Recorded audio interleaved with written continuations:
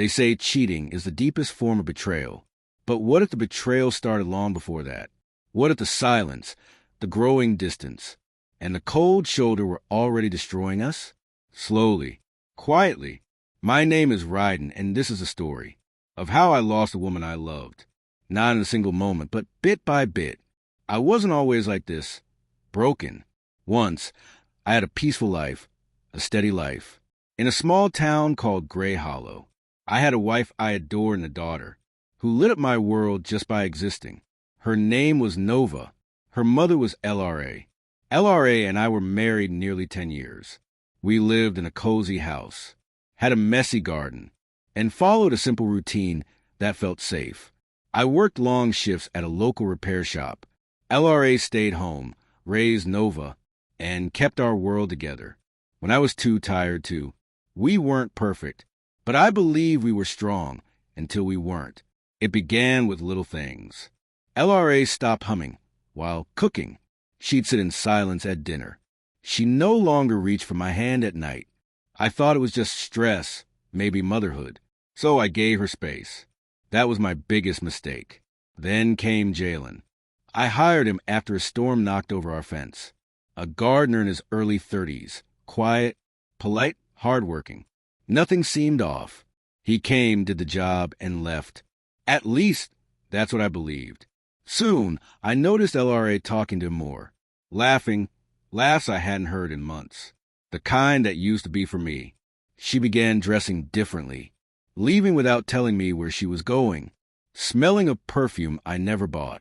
I wanted to believe I was wrong, that the distance between us was just a phase. But then I came home early one evening and saw them by the rose bushes. Jalen said something. She laughed and he touched her hand. It wasn't innocent. It was soft, familiar. It shattered me. I didn't confront her. I didn't yell. I turned away, still hoping I was mistaken. But the signs grew louder. His glove in her coat pocket. A receipt from a cafe in a different town. Late-night phone buzzing. Her hiding it like a teenager. One night, I left a note on the table. Are you still here, or have you already gone? She never responded, only silence. Another night, I found her in the dark, clutching her coffee like it was her anchor. Are you happy? I asked. She didn't look at me. No, she whispered. I wanted to hold her, fix her pain, but I realized something terrifying. I wasn't the one she turned to anymore. Jalen was. It wasn't just physical. He made her feel alive again, seen, and I had failed to ask if she ever felt invisible.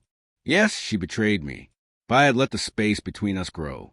I let silence take over, and now I wasn't sure if there was anything left to save. After that night, nothing felt real. I watched her set the table, comb Nova's hair, move through our home like it was normal, but it wasn't.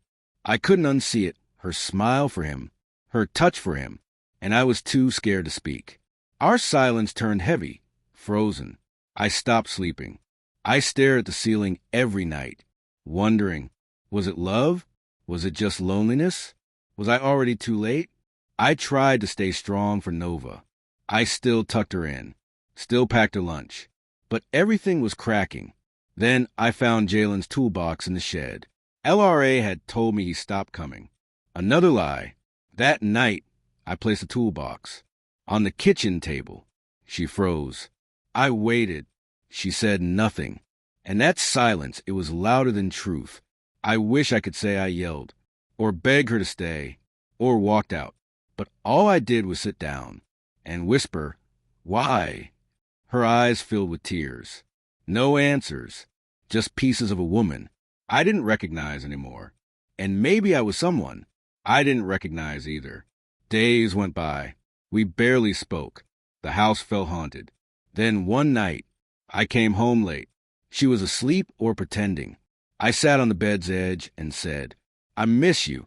Nothing, just the sound of her breathing. She heard me. I know she did, but she was already gone.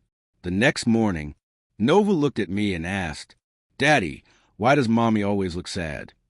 That question shattered me more than anything else. Because how do you explain to a child that love can fade, even when you don't want it to, That people who love each other can still lose one another? I started avoiding home.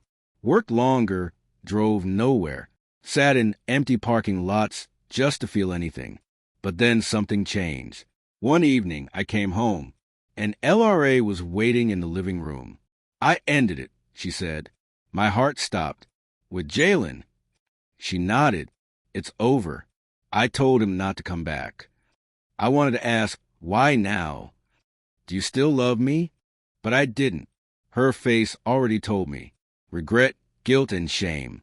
I want to fix this, she said, but I don't know how.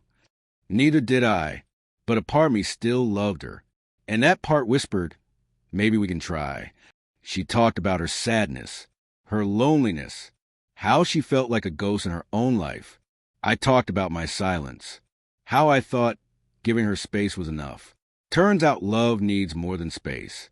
It needs presence, and we had both forgotten that. It wasn't easy. Some days I hated her. Other days I hated myself more. But Nova deserved better than two broken people faking smiles.